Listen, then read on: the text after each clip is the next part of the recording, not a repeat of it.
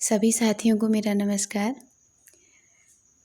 कल हम 21 प्रश्न तक कर चुके थे और आज हमारी जो प्रश्नोत्तरी सीरीज चल रही है इसमें हमारा 22वां प्रश्न आज हम देखेंगे।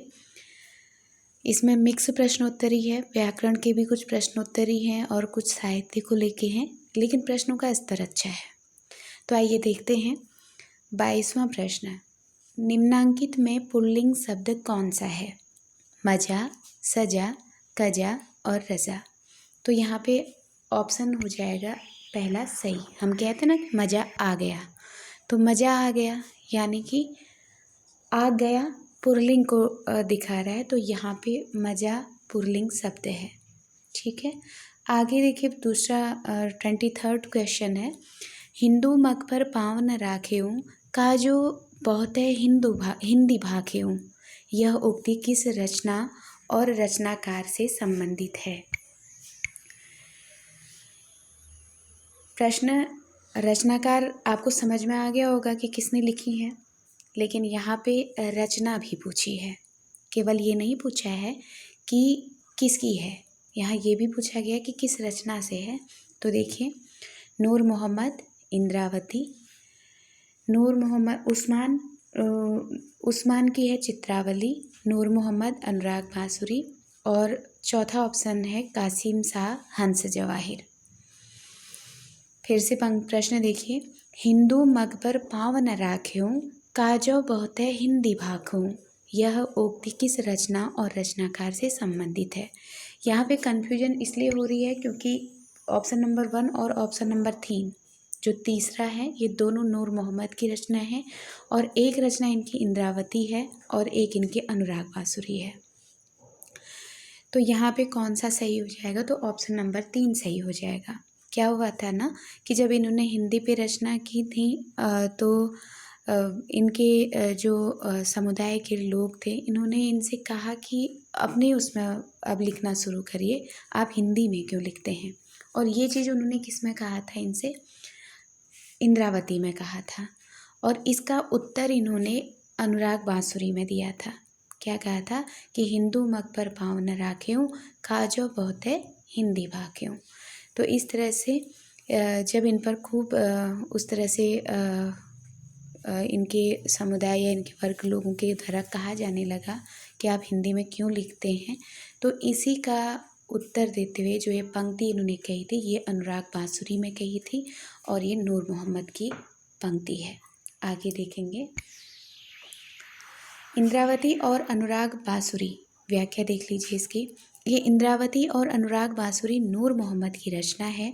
इंद्रावती की रचना करने पर जो मैं आपको बता चुकी हूँ, ठीक है, इनकी जो रचना है इंद्रावती, जब ये उसकी रचना कर रहे थे, इनको शायद शब्द है लेकिन इनको कहा गया था समय समय पर उपालंब सुनने को मिला है। शायद नहीं, हकीकत में इन्हें उपालंब सुनने को मिला था कि तुम मुसलमान होकर हिंदी भाषा में रचना क्यों करते हो।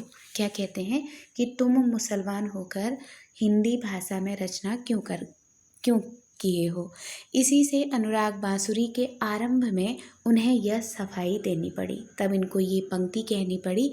कहाँ पे? अनुराग बांसुरी के आरंभ में यह सफाई देनी लगी कि ज़रूरत पड़ी हिंदू मग पर पाँव न राखें, का बहुत है जो हिंदी भाखूं। अब एक बात ध्यान रखिएगा, उपालंब इनको हुआ है इनकी इंद्रावती में और इन्होंने उत्तर उसका दिया है हिंदू मग पे पाँव न राखें। मैं मतलब हिंदू के धरातल में पैर ही नहीं रखूँगा कह रहे हैं। और यहाँ पे सफाई देते हैं कि भले ही मैं मुसलमान हूँ लेकिन अपने रिवाजों और उसके क्या हुआ अगर मैं हिंदी में रचना करता हूँ तो, लेकिन मैं अपने धर्म का पूरी तरह से पालन करता हूँ, उसी चीज़ को ये बताते हैं। ठीक है, तो हमें केवल ये बात ध्यान रखनी है कि ये जो पंक्ति है ये नूर मोहम्मद की है। सबसे बड़ी और इम्पोर्टेंट बात है कि इनको उपालंब किस में सुनना पड़ा था हिंदी में रचना करने के लिए, तो वो इंद्रावती में सुनना पड़ता था। और उन्हें सफाई किस में दी थी? तो इनकी दूसरी रचना जो अनुराग बांसुरी है उसमें इन्होंने सफाई देते हुए ये पंक्ति कही थी। तो अलग अलग रचनाओं में अलग अलग बातें हुई हैं, इसलिए दोनों की बातें ध्यान रखिएगा कि जो इंद्रावती है वहाँ पर इनको उपालंब सुनने को मिला था मुसलमान कवियों के द्वारा, लेकिन इसका प्रत्युत्तर इन्होंने किस में दिया था? तो अनुराग बांसुरी में दिया था। बहुत अच्छा प्रश्न है। आगे देखेंगे 24वां, सबसे बड़ा सिपहिया के रचनाकार हैं। सबसे बड़ा सिपहिया के रचनाकार हैं वीरेंद्र जैन, वीरेंद्र कुमार, मिथिलेश्वर और गोविंद मिश्र। कौन है सबसे बड़े सिपहिया? कौन है? वीरेंद्र जैन हैं, वीरेंद्र कुमार हैं, मिथिलेश्वर हैं या गोविंद मिश्र हैं। तो यहाँ पर आंसर हो जाएगा वीरेंद्र जैन। देखिए वीरेंद्र कुमार भी हैं, है ना। तो यहाँ जो सिपाही होंगे वो क्या होंगे, ऐसे आप लोग ध्यान रखेंगे कि जो सिपाही रहता है ना वो जेल से संबंधित होता है कि नहीं होता है? जेल से सिपाही का संबंध किससे होता है? इनके पद में जो सिपाही आ रहा है ना, तो सिपाही जो होता है वो जेल से संबंधित होता है। तो यहाँ पे अगर वीरेंद्र ऑप्शन भी होगा तो आपको याद रखना है कि जौ से जैन और जौ से जेल, तो सिपाही का काम जेल से होता है, तो हम जैन वाले को चुनेंगे यहाँ पे, ठीक है। तो वीरेंद्र जैन हमारा आंसर सही हो जाएगा। 25वां प्रश्न देखिए, अच्छा इसकी व्याख्या देख लीजिए। वीरेंद्र जैन के निम्न उपन्यास हैं अनातीत, शब्दवध, सबसे बड़ा सिपहिया, डूब पार। ठीक है, वीरेंद्र जैन के 4 उपन्यास यहाँ पे दिए गए हैं।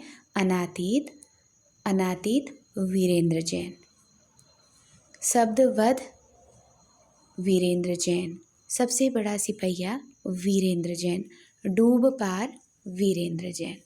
ठीक है, तो एक तरह से जैन शब्द से हम इन सबको याद कर सकते हैं। जैन क्या होते हैं? अनातीत होते हैं। जैन क्या होते हैं? शब्दबद्ध कर लेते हैं। जैन क्या होते हैं? सबसे बड़े सिपहिया होते हैं। और जैन क्या करते हैं? डूब पार, डूब कर भी पार हो जाते हैं। तो ये जैन के साथ हमको वीरेंद्र ध्यान में रखना है, वीरेंद्र जैन हो जाएंगे। तो जैन आप वैसे ध्यान रखेंगे, जो हमारे जैन साहित्य है उसमें जो जैन होते हैं वो क्या करते हैं? शब्दों का वध कर लेते हैं। तो शब्दवध एक उपन्यास हो गया। अनातीत होते हैं तो अनातीत एक उपन्यास हो गया। सबसे बड़े सिपहिया होते हैं वीरेंद्र जैन। फिर डूब पार, तो डूबे हुए को भी पार करने वाले होते हैं, डूब पार। ये चारों उपन्यास किसके हो गए? वीरेंद्र जैन के हो गए। इसके बाद इसी में मिथिलेश्वर का जिक्र आया है, तीसरे नंबर में मिथिलेश्वर।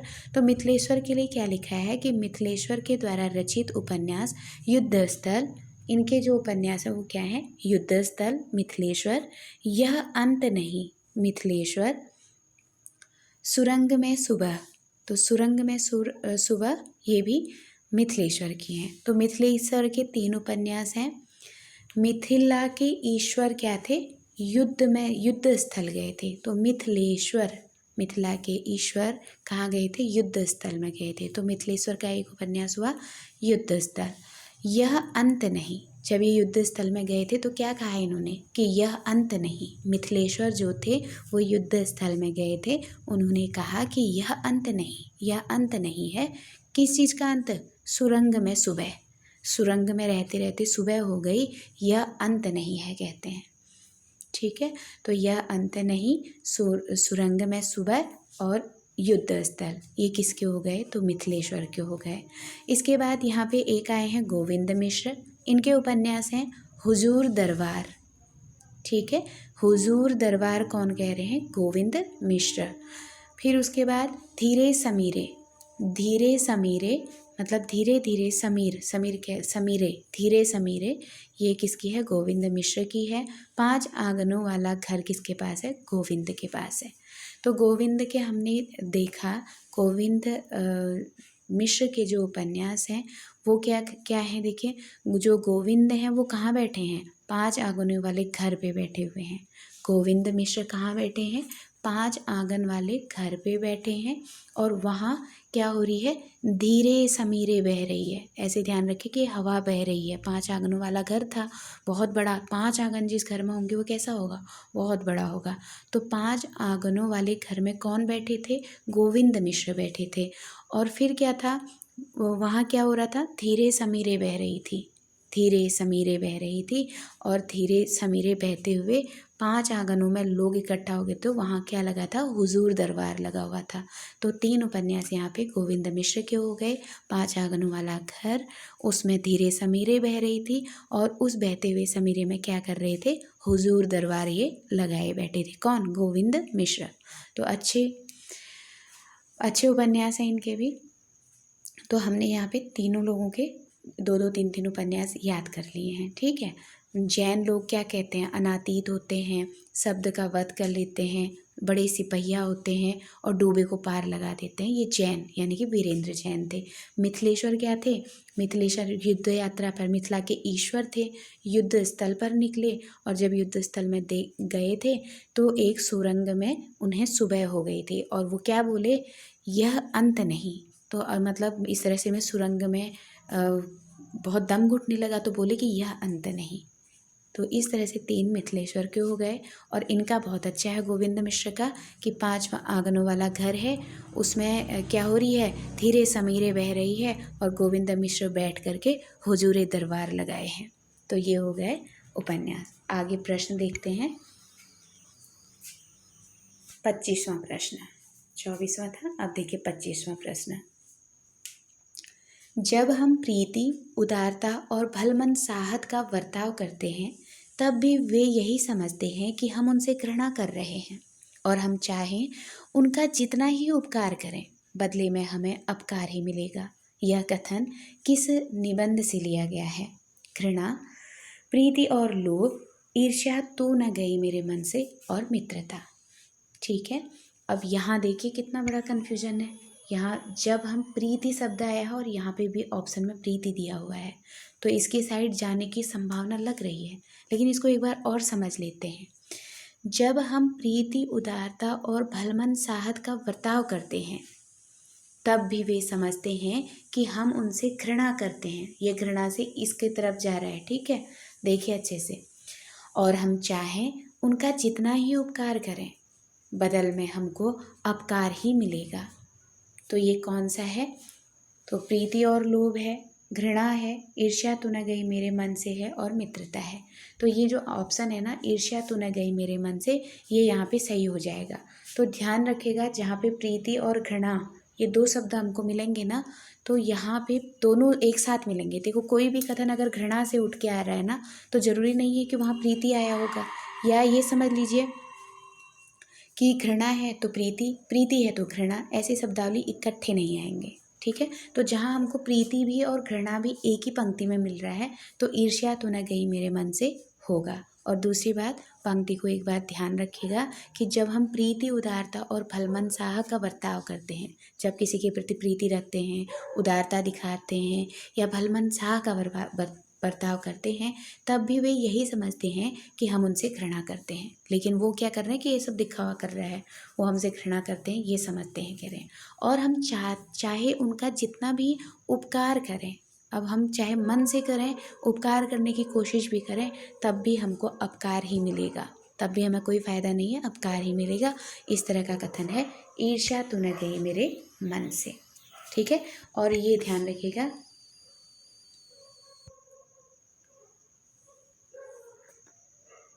ये रामधारी सिंह दिनकर, ईर्ष्या तो न गई मेरे मन से, उनका निबंध है, उससे है। और स्रोत क्या है? माध्यमिक शिक्षा परिषद उत्तर प्रदेश, हिंदी, पृष्ठ संख्या 51, हिंदी कक्षा 10 होगा ये, तो उसमें से इसको लिया गया है, ठीक है। यहाँ 1 दिख रहा है लेकिन 1 नहीं होना चाहिए। ईर्ष्या तो न गई मेरे मन से है।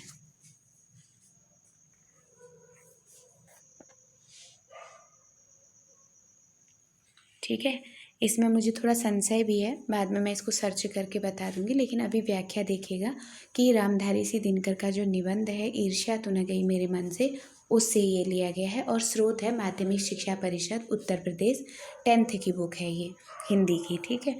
आगे देखेंगे 26वां क्वेश्चन, श्री राम शर्मा की बोलती प्रतिमा रचना किस विधा में है? ठीक है, तो श्री राम शर्मा है, उनकी जो बोलती प्रतिमा है वो उसकी विधा पूछी है। 2 बातें ध्यान रखिएगा, जो बोलती प्रतिमा ये रचना किसकी है पूछा जाएगा तो श्री राम शर्मा की है, ठीक है।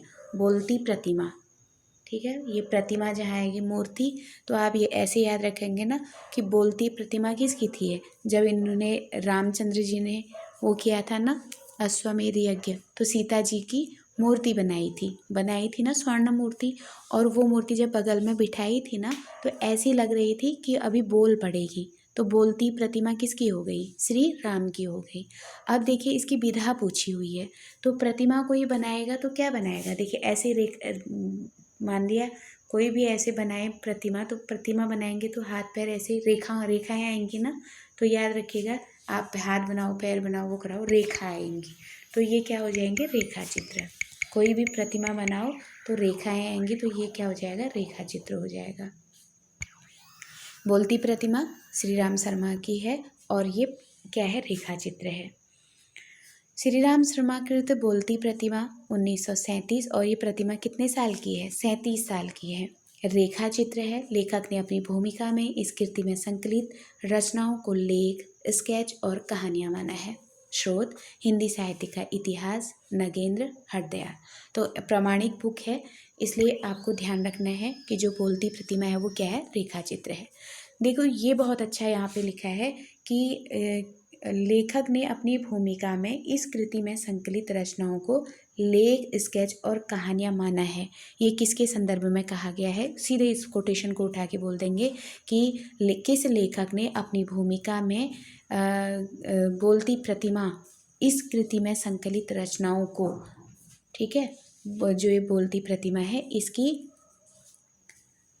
भूमिका में इस कृति में संकलित रचनाओं को लेख, स्केच और कहानियां माना है। तो लेखक ने तो इसको नहीं कहा है कि रेखा चित्र है, वो क्या मानते हैं? लेख, स्केच या कहानियां माना है। तो ये भूमिका में लिखते हैं श्री राम शर्मा।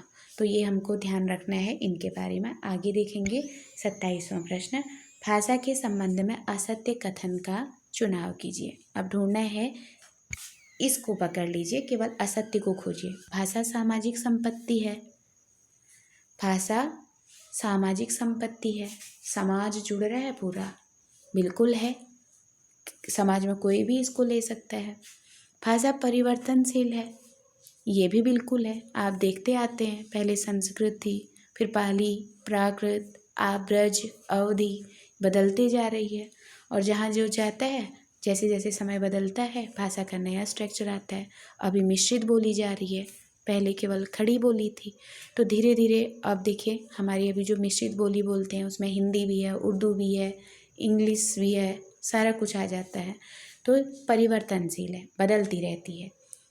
तीसरा ऑप्शन देखिए, भाषा अनुकरण ग्राह्य है। बिल्कुल, कोई भी किसी से भी अनुकरण करके सीख सकता है। हम हिंदी भाषी हैं, कल हम कहीं ऐसे स्थल पे चले जाएं जहाँ इंग्लिश बोली जाए, सब लोग इंग्लिश बोलने वाले हो, हम उनके अनुकरण से इंग्लिश भी सीख लेंगे, ये अनुकरण ग्राह्य भी है। भाषा पैतृक संपत्ति है, ये नहीं है, यही ऑप्शन यहाँ पे गलत हो जाएगा। भाषा किसी की पैतृक संपत्ति नहीं होती है, यही प्रश्न यहाँ पे गलत है। 28वां प्रश्न देखिए, शहर में कोई किसी की जाति नहीं पूछता। शहर के लोगों की जाति का क्या ठिकाना, लेकिन गांव में तो बिना जाति के आपका पानी नहीं चल सकता। यह कथन किस रचना से लिया गया है? अच्छा प्रश्न है ये भी। शहर में कोई क्या नहीं करता है? किसी की जाति नहीं पूछता है। तो ये यहाँ पे ऑप्शन है परतीपर कथा, रतिनाथ की चाची, बलचनमा और मैला आंचल। तो ये मैला आंचल से लिया गया है। मैला आंचल में क्या कहते हैं, जो किरदार, जो पात्र है, जब वो अपने गांव जाता है तो वहाँ पे घर बनाना चाहता है कि क्या चाहता है, तो वहाँ पे वो कहता है कि शहर में कोई किसी की जाति नहीं पूछता। शहर के लोगों की जाति का क्या ठिकाना, लेकिन गांव में तो बिना जाति के आपका पानी नहीं चल सकता। यह कथन किस रचना से लिया गया है? तो मैला आंचल से लिया गया है। आगे देखेंगे, मैला आंचल रचना किसकी है? तो फणीश्वर नाथ रेणु की है, इसको भी ध्यान रखना है, ठीक है। आगे देखिए, ब्रजभाषा आधुनिक कालीन प्रसिद्ध कवि हैं। ब्रजभाषा आधुनिक कालीन प्रसिद्ध कवि हैं मैथिली शरण गुप्त, हरिऔध, जगन्नाथ दास रत्नाकर और भारतेंदु हरिश्चंद्र। तो यहाँ पे इसमें जो ऑप्शन दिए हैं इसके अकॉर्डिंग आंसर 3 ये सही होगा, जगन्नाथ दास रत्नाकर, ठीक है। तो जगन्नाथ दास रत्नाकर क्या है? आधुनिक ब्रजभाषा कवि हैं। तो क्या लिखते हैं इनके बारे में देखें, जगन्नाथ दास रत्नाकर ब्रजभाषा के आदर्श थे। किस भाषा के? ब्रजभाषा के, ठीक है। ब्रजभाषा के। जगन्नाथ दास रत्नाकर ब्रजभाषा के आदर्श थे। आधुनिक ब्रजभाषा कवियों में रत्नाकर जी को मूर्धन्य स्थान प्राप्त है। तो सबसे ऊंचा स्थान कह लीजिए, मूर्धन्य स्थान किसको प्राप्त है? रत्नाकर जी को। इनके प्रमुख काव्य ग्रंथ निम्नलिखित हैं: उद्धव शतक, गंगावतरण, श्रृंगार लहरी, हिंडोला और हरिश्चंद्र। महत्वपूर्ण, देखिए मूर्धन्य स्थान है तो महत्वपूर्ण भी हो जाते हैं। रचनाएं इनकी सारी याद रखनी है। जिसमें खड़ी बोली चल रही है ये ब्रजभाषा का साथ दे रहे हैं, यही इनकी मानता है। तो उद्धव शतक है, गंगावतरण है, श्रृंगार लहरी है कि श्रृंखला लहरी, मुझे लग रहा है श्रृंगार लहरी है, हिंडोला है और हरिश्चंद्र है। ये किसके हैं?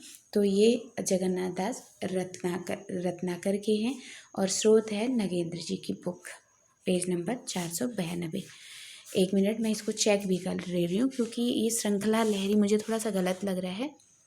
492 जी, ये श्रृंखला नहीं है, श्रृंगार लहरी है। ठीक है, श्रृंगार ही है, उसको आप श्रृंगार पर पढ़िएगा। तो जगन्नाथ दास रत्नाकर ये ब्रज के आदर्श थे। आधुनिक ब्रजभाषा कवियों में रत्नाकर जी का मूर्धन्य स्थान है। इनके प्रमुख काव्य ग्रंथ है, ठीक है, ये इनके काव्य ग्रंथ है। उद्धव शतक इनका उद्धव शतक 1929 का है। गंगावतरण ये 1927 का है। श्रृंगार लहरी, फिर है हरिश्चंद्र, हिंडोला इनका 1894 का है। ये इनके प्रमुख काव्य ग्रंथ हैं। एक इन्होंने बिहारी रत्नाकर करके क्या किया था? संपादन किया था और बिहारी कृत सतसई का विद्वतापूर्ण टीका सहित प्रमाणिक संस्करण है इनका, ये बिहारी रत्नाकर। ठीक है, तो ये भी महत्वपूर्ण है। और इसके अतिरिक्त कविकुल कंठाभरण, दीप प्रकाश, हम्मीर हठ आदि का भी इन्होंने संपादन किया है। तो ये हो गए हमारे जगन्नाथ दास रत्नाकर। अब देखते हैं आगे 30वां क्वेश्चन। ठीक है, 30वां क्वेश्चन है, हरिबिंदी किस साहित्यकार की कहानी है? मैत्रेयी पुष्पा, उषा प्रियंवदा, मृदुला गर्ग, मन्नू भंडारी। तो यहाँ आंसर सही हो जाएगा मृदुला गर्ग, ऑप्शन नंबर 3 मृदुला गर्ग। कैसे याद करेंगे? देखिए अक्सर जो एक सुहाग की निशानी मानी जाती है ना, लाल बिंदी समझी जाती है। अब ये क्या करेगा? जो हरी बिंदी लगाएगा वो गर्त में चले जाएगा, गर्त कहते हैं ना, तो ऐसे आप गर्ग को याद कर सकते हैं। तो जो हरी बिंदी लगा देगा, अब लाल लगाने का नियम है, अगर कोई हरी लगा देगा तो क्या करेगा? गर्ग में चला जाएगा। तो गर्त में चला जाएगा को आप गर्ग समझ के मृदुला गर्ग याद करेंगे। आगे देखेंगे 31वां प्रश्न। नाटक जारी है किस विधा की रचनाएं हैं? नाटक जारी है किस विधा की रचना है? उपन्यास, नाटक, निबंध, कविता। ठीक है, पहले तो ये याद करिए जो नाटक जारी है ये लीलाधर जगुड़ी का नाटक, ये लीलाधर जगुड़ी की रचना है, लीलाधर जगुड़ी। ठीक है, नाटक जारी है किसकी रचना है? लीलाधर जगुड़ी की रचना है। और इसमें जो आंसर है वो कविता है। और यहाँ नाटक शब्द आने से हम नाटक की तरफ जा सकते हैं, लेकिन ये गलत हो जाएगा। ठीक है, नाटक जारी जो है ये एक काव्य है, कविता है। व्याख्या देखते हैं इसकी। लीलाधर जगुड़ी की प्रतिनिधि काव्य कृतियाँ निम्न है। नाटक जारी है, रात अब भी मौजूद है, बची हुई पृथ्वी। नाटक जारी है काव्य कृति पर 1998 में सरस्वती पुरस्कार दिया गया है। यूजीसी में पूछा गया प्रश्न है और ये प्रश्न डॉक्टर अशोक तिवारी, पृष्ठ संख्या 200 में दिया गया है। ठीक है, स्रोत यूजीसी नेट हिंदी। अच्छा, एक बात याद रखिएगा, जो लीलाधर जगुड़ी का नाटक जारी है रचना है ना, तो इसमें इनको जब इन्होंने नाटक जारी किया ना, जारी रखा तो सरस्वती इन पे बहुत खुश हो गई थी और नाटक जारी रखने पर इनको क्या दी थी? सरस्वती बहुत विद्या दी थी। तो ऐसे सरस्वती सम्मान इनको मिला है, याद रखिएगा। तो रात अब भी मौजूद है और बची हुई पृथ्वी, इसके अलावा इनके अलग काव्य संग्रह, काव्य कृतियाँ हैं। आगे देखिए 32वां प्रश्न। गंगा का एक नाम है हंससुता, सुरसुर, सुरसर, विष्णुपदी और धेनुमती। तो इनको ना गंगा को विष्णुपदी कहा जाता है। क्यों कहा जाता है? क्योंकि ये विष्णु के पदों को छूती हुई बही थी, इसलिए इनको विष्णुपदी कहा जाता है। जब स्वर्ग से गंगा को छोड़ा गया था ब्रह्मा जी के कमंडल से, वो शिव की जटाओं में समाहित हो गई थी, क्योंकि वो कमंडल से सीधे नहीं आ सकती थी। उनके आने पे शायद पृथ्वी जल प्लावित हो जाती, इसलिए क्या किया गया, जब उनको छोड़ा गया था कमंडल से, तो शिव का तांडव नृत्य था और उनकी जटा खुली तो गंगा उनकी जटाओं में समाहित हो गई थी।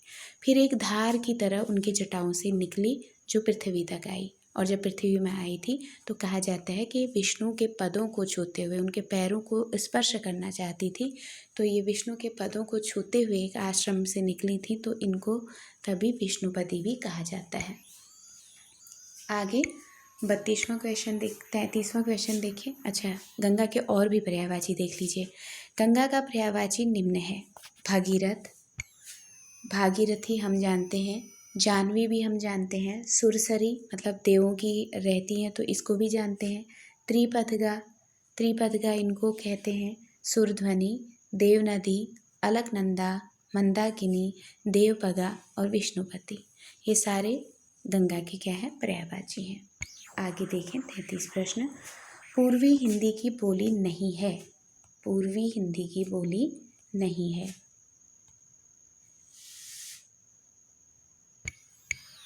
पूर्वी हिंदी की बोली नहीं है।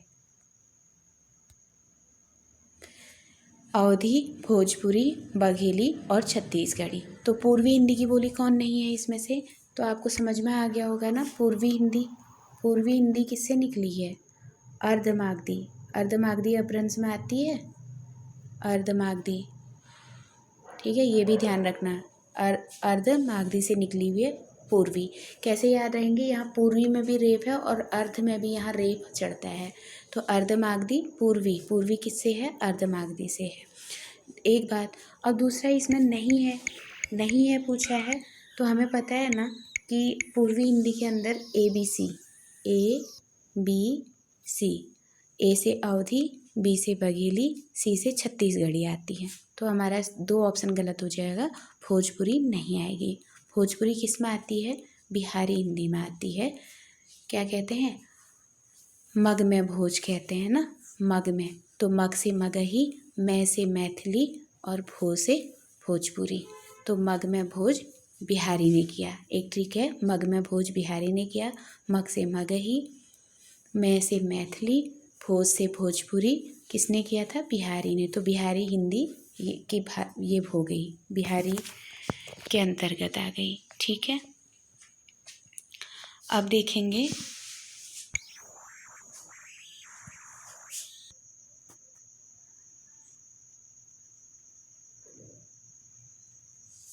जो भोजपुरी वाला है वो किस में आएगा? बिहारी वाले में, ठीक है।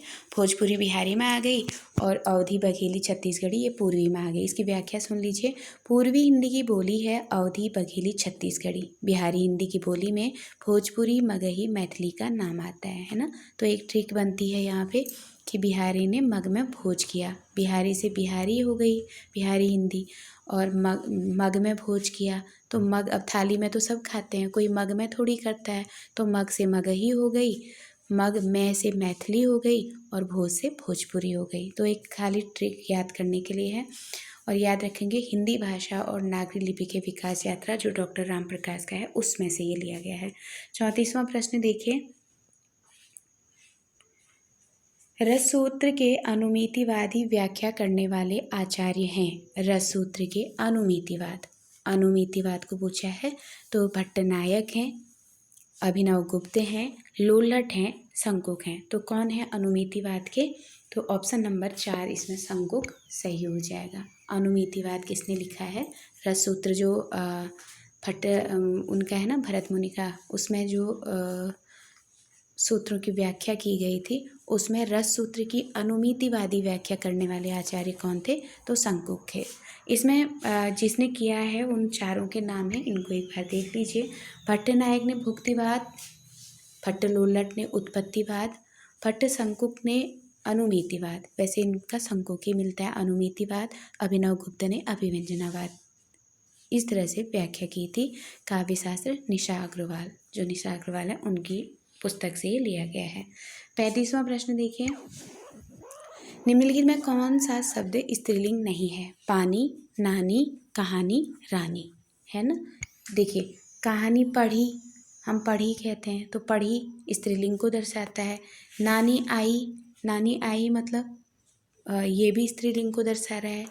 रानी गई, रानी गई, तो गई यानी कि स्त्रीलिंग दिखा रहा है। लेकिन पानी गिर गया, तो यहाँ गया आ रहा है ना, तो पानी क्या हो जाएगा इसमें? पुल्लिंग हो जाएगा। कभी भी स्त्रीलिंग या पुल्लिंग निकालना हो, पहले उसको वाक्य में कन्वर्ट कर लीजिए।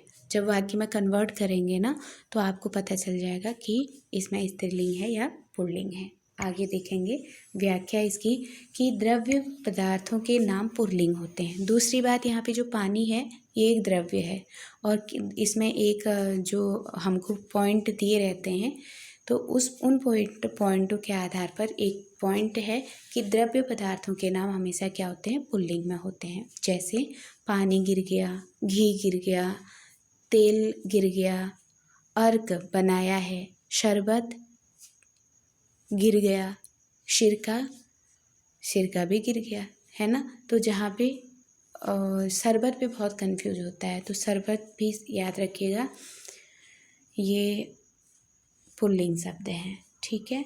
और ये वासुदेव नंदन का दिया हुआ है। आगे 36वां प्रश्न देखिए, भई गति सांप छछुंदर केरी, लोकोक्ति का क्या अर्थ है? ये एक लोकोक्ति है कि भई गति सांप छछुंदर केरी, सांप और छछुंदर जैसा होना, सांप का छछुंदर जैसा होना, दुविधा में पड़ जाना और छछुंदर का सांप हो जाना।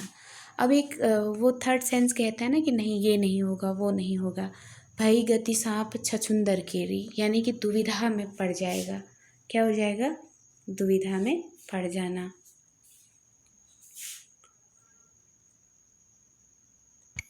ऑप्शन नंबर 3, दुविधा में पड़ जाना।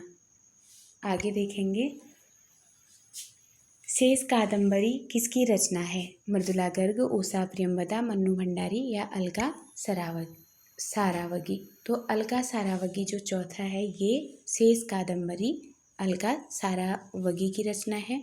इनके कुछ उपन्यास हैं, कलिकथा वाया बाईपास, ये कलिकथा वाया बाईपास, शेष कादंबरी, कोई बात नहीं, कोई बात नहीं, ये सारे किसके हैं? अलका सारावगी के हैं।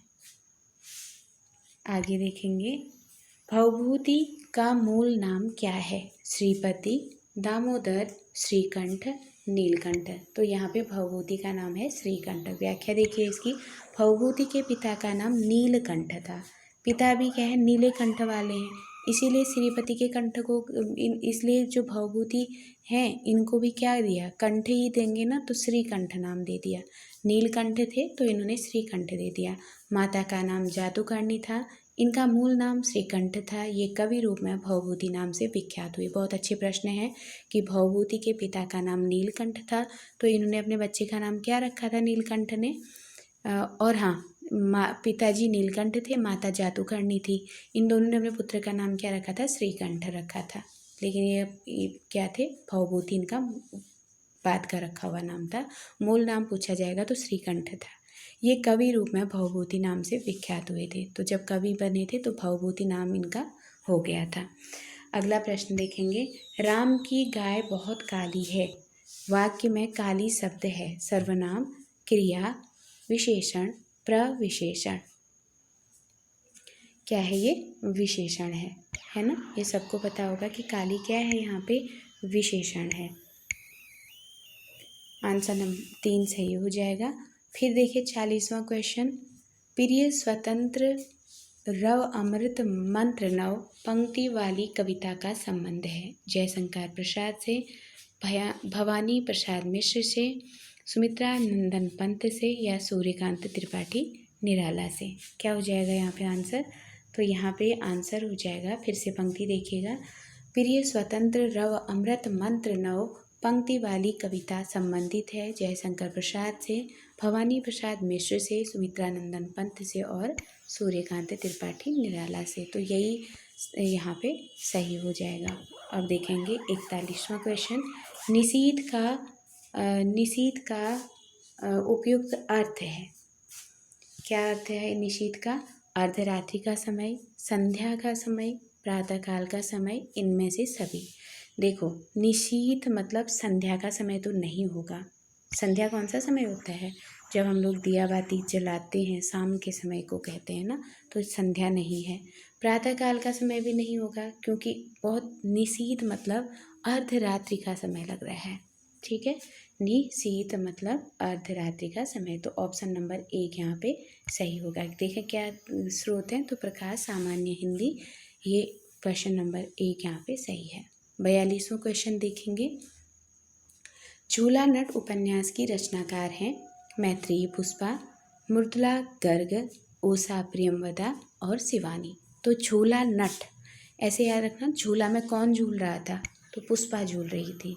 तो मैत्रेयी पुष्पा यहाँ पे सही हो जाएगा। तो झूला नट की वो करने वाली कौन है? मैत्रेयी पुष्पा। तो मैत्रेयी पुष्पा द्वारा लिखे गए उपन्यास निम्नलिखित हैं। सर्वदंश, इदन्नमम, चाक, झूला नट, अलमा कबूतरी, त्रियाहट आदि। ये क्या है? नगेंद्र जी की पुस्तक, 720 नंबर पेज। ठीक है, तो यहाँ पे हमने देखा कि इनके मैत्रेयी पुष्पा के जो उपन्यास हैं, यहाँ इसको सर्प कर लीजिएगा, सर्पदंश हैं। सर्पदंश इनका 1990 का है। और भी इनके हैं, बेतवा बहती रहती है 1993 का है। इदन्नमम है 1994 का है। चाक है 1997 का है। झूला नट 1999 का है। अलमा कबूतरी 2000 का है। कही ईश्वरी फाग 2004 का है। त्रियाहट 2005 का है। तो इस तरह से इतनी रचनाएं किसकी थी? ये मैत्रेयी पुष्पा की थी। तो आज हमारे 21 प्रश्न कंप्लीट हुए, और इसी के साथ आप लोगों का बहुत बहुत धन्यवाद, आभार। और अगली प्रश्नोत्तरी कल मिलेंगे फिर 21 प्रश्नों के साथ। धन्यवाद।